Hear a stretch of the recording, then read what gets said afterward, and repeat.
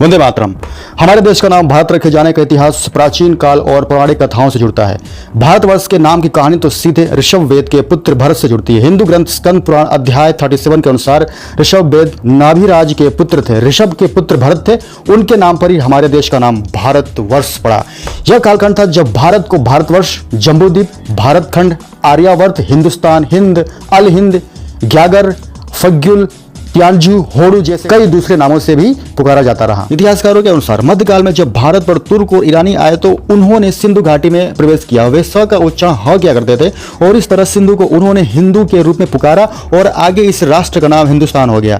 यहाँ तर्क यही था कि भारत में रहने वाले प्रवासियों को उन्होंने हिंदू कहा और इस स्थान को हिंदुस्तान कहा। एक तरह से भारत के इंडिया हो जाने का सारा गणित यहीं से शुरू होता है और इसके पीछे सिंधु नदी अपना पूरा काम करती है।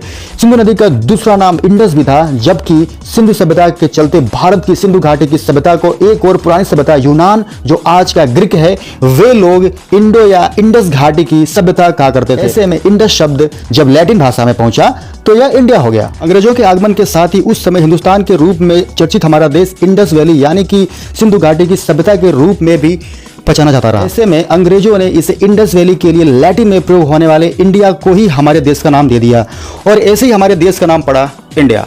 भारतीय संविधान के अनुच्छेद 1 में भारत को लेकर दी गई जिस परिभाषा में इंडिया दैट इज भारत यानी इंडिया अर्थात भारत के जिन शब्दों का इस्तेमाल किया गया है, उसमें से सरकार इंडिया शब्द को निकालकर सिर्फ भारत शब्द को ही रहने देने पर विचार कर रही है।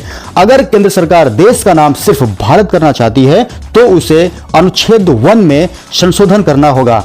संविधान का अनुच्छेद 368 संविधान संशोधन की अनुमति देता है। इसके लिए केंद्र सरकार को संसद में एक बिल लाना होगा और उसे बहुमत से पास करना होगा।